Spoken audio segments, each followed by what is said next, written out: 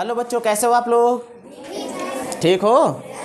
आज हम लोग बीजगणित में बीजीय व्यंजक या फिर एल्जेब्रिक एक्सप्रेशन क्या होता है और उसमें पद क्या होते हैं, घात क्या होती है, बाइनोमियल क्या होता है, मोनोनोमियल क्या होता है और ट्राइनोमियल क्या होता है, ये सारी चीज़ें हम लोग जानेंगे और वो भी बिल्कुल चुटकियों में, एक बार में आपको समझ में आएगा। तो आइए हम लोग चलते हैं बोर्ड की तरफ। सबसे पहले देखोगे लिखा हुआ है टर्म ऑफ एल्जेब्रिक एक्सप्रेशन। तो इसकी मीनिंग पहले समझ लो। टर्म का मतलब होता है पद। क्या होता है? पद। और किसका? एल्जेब्रिक एक्सप्रेशन का पद। एल्जेब्रिक एक्सप्रेशन क्या होते हैं? जब हम चर और अचर को किसी बाइनरी ऑपरेशन के द्वारा इकट्ठा करके लिखते हैं, जैसे हमने कहीं लिख दिया x² + 2y + 3, ऐसे लिख दिया ना। तो यहां देखोगे बीच में प्लस का निशान लगा हुआ है और ये दोनों चर हो गए, ये क्या है? अचर है ना। इनको जब एक साथ में हमने लिख दिया तो इसी को कहा जाता है एल्जेब्रिक एक्सप्रेशन। क्या बोलते हैं? या हिंदी में इसको बीजीय व्यंजक कह सकते हो आप। कभी कभी ऐसे भी मिल जाएगा आपको कि x - y + 3, तो प्लस होगा माइनस होगा, ठीक है। यही दो चीज मिलेंगे आपको। जब कहीं गुणा लगा हुआ मिले तो गुणा वाले से वो अलग अलग नहीं होते हैं, वो दोनों पद एक ही गिने जाते हैं। जैसे कहीं लिखा मिले x × y, तो x × y का मतलब ये हो गया कि x y, तो ये एक ही पद है ये। अब आते हैं हम लोग टर्म ऑफ एल्जेब्रिक एक्सप्रेशन। बीजीय व्यंजक के टर्म क्या होते हैं? सबसे पहले नंबर पे जाओगे, यहां पे लिखा हुआ है xy²। क्या एक वेरिएबल है x और दूसरा है y, इन दोनों के बीच में कोई प्लस माइनस है? नहीं है ना। इसका मतलब ये हो गया कि ये x y एक ही पद है, इसमें दो अलग अलग पद नहीं है। क्योंकि अगर वो अलग अलग होते और आकर के जुड़े होते या फिर घटे होते तो बीच में प्लस या माइनस का निशान लगा होता। तो ये कैसा है? एक पदीय है। कैसा है? एक पदीय। इसको हम मोनोमियल कह सकते हैं। क्या कह सकते हैं? मोनोमियल या फिर एक पदीय। कैसा? इसमें पदों की संख्या कितनी है बेटा? एक पद है। कितने पद हैं? एक पद। कितने पद?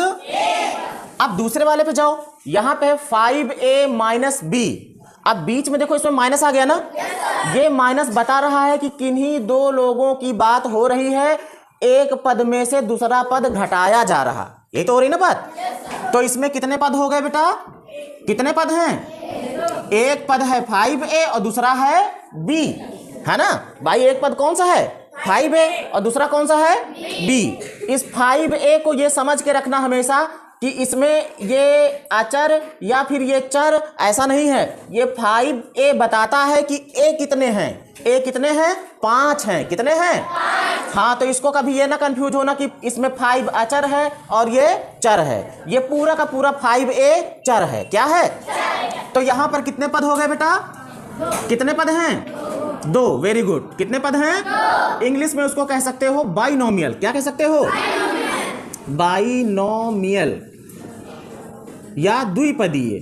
द्वि मतलब दो, पदीय मतलब दो पद वाला, ठीक है। तो इसमें कितने पद हो गए भाई? 2 पद हैं। Very good. अब तीसरे पे चलते हैं। यहां पे देखो 2 माइनस के चिन्ह लगे हैं ना। ये प्लस भी हो सकते थे, प्लस माइनस भी हो सकते थे। तो एक पद ये हो गया, दूसरा पद ये हो गया, तीसरा पद ये हो गया। तो इसमें कितने पद हो गए? इसमें हो गए 3 पद। इसको हम ट्राइनोमियल कह सकते हैं। क्या कह सकते हैं? ट्राइनोमियल। ट्राइनोमियल का मतलब त्रिपदीय। कैसा बेटा? त्रिपदीय। इसमें पदों की संख्या कितनी है भाई? 3 पद। Very good. अब देखो, जब भी आपको ऐसा मिले एल्जेब्रिक एक्सप्रेशन, बीजीय व्यंजक मिले और उसमें आपसे पूछा जाए कि बताओ ये मोनोमियल है कि बाइनोमियल है कि ट्राइनोमियल है, एक पदीय है कि द्विपदीय है कि त्रिपदीय है, तो उसके पदों को आप देख करके बता सकते हो, है ना। कौन से चिन्ह इनको अलग करते हैं? प्लस वाले या फिर माइनस वाले।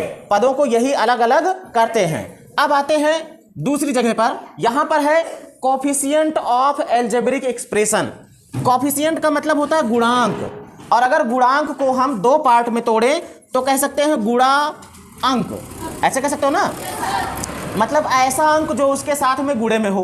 क्या हो? गुणे में। जैसे आप इसको देखो, अगर हम पूछें कि एक्स वाई जेड का कोफिशिएंट क्या है, एक्स वाई जेड का, तो इस एक्स वाई जेड को हम एक पद मानेंगे और इसके साथ में गुणे में कोई चीज दिख रही है? तो एक छुपा हुआ है। कौन छुपा हुआ है?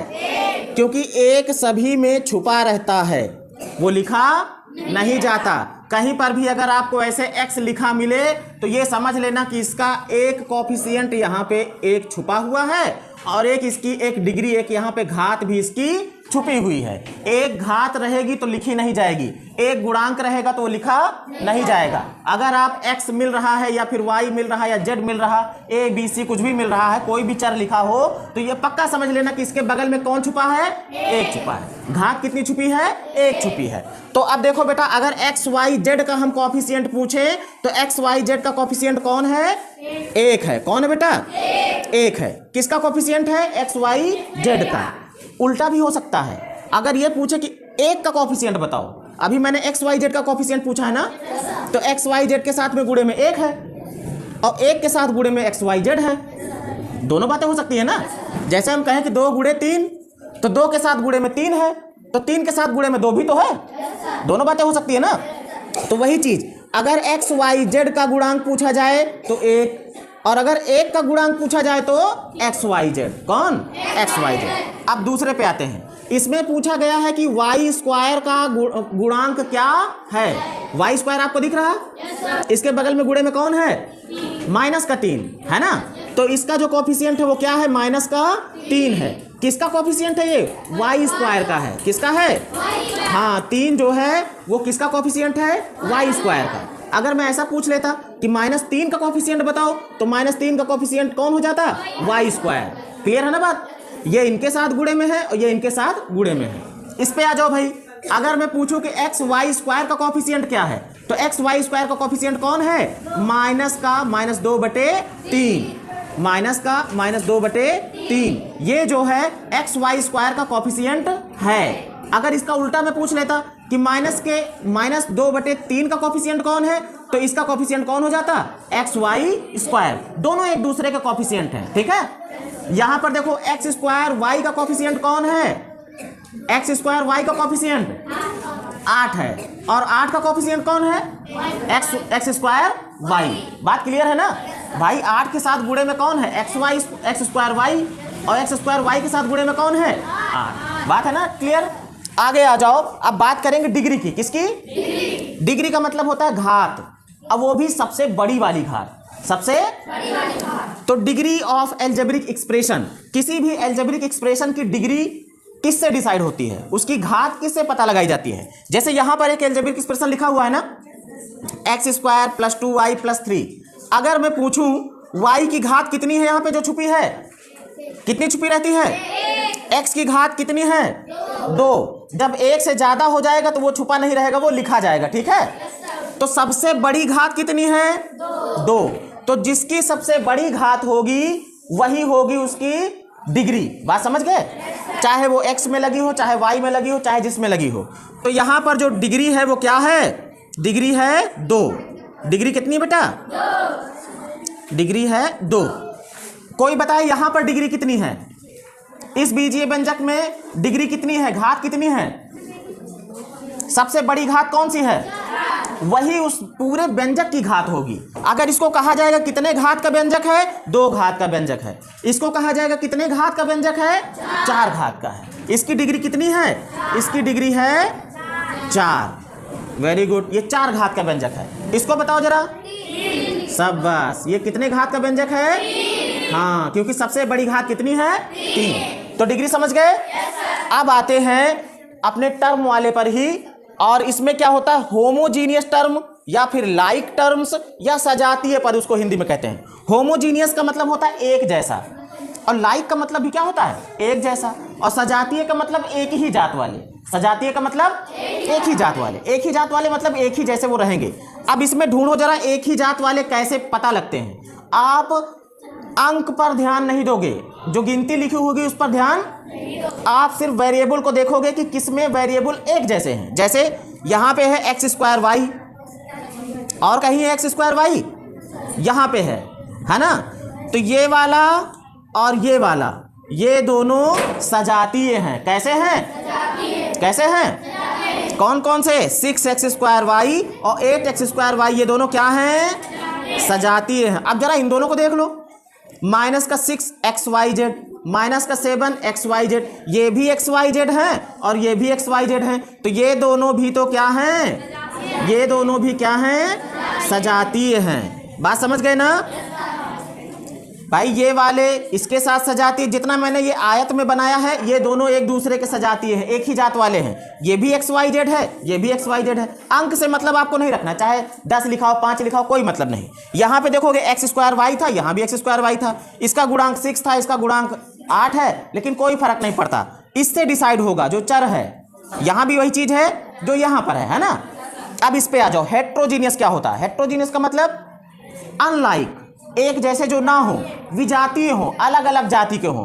ठीक है, अब जैसे यहां देखो अंक से हमें कोई लेना देना नहीं है, ये क्या है, PQ है ना, और कहीं PQ है, ये है, उल्टा लिखा है QP, कोई बात नहीं, 2 गुणे 3 और 3 गुणे 2 बात एक ही है ना।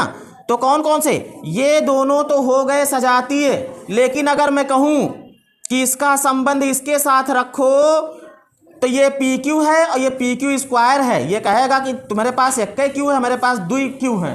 भाई देखो Q² है ना, इसकी डिग्री Q की ज़्यादा है तो PQ दोनों में, लेकिन ये कहेगा हम तुम्हारे जात का नहीं ना, हम तुमसे बड़ा है, हम तुमसे। तो ये क्या है, ये विजातीय है। क्या है, ये विजातीय है। हाँ, ये वाला इसके साथ सजातीय हो सकता है, PQ है ना, PQ QP ये इसके साथ सजातीय है, लेकिन इसके साथ ये विजातीय है ना। अब यहां देख लो, जैसे Q² अगर हम इन दोनों को साथ में लेते तो ये Q² और इनके पास सिर्फ एक है Q है, ये कहते हैं हम तुमसे बड़े हैं, हम तुम्हारे जात का नहीं ना, हमारी जात थोड़ा ऊंची है। क्या है, तो ये दोनों भी क्या हो जाते, विजातीय हो जाते। क्या हो जाते, बात समझ गए ना कैसे पता लगाना है?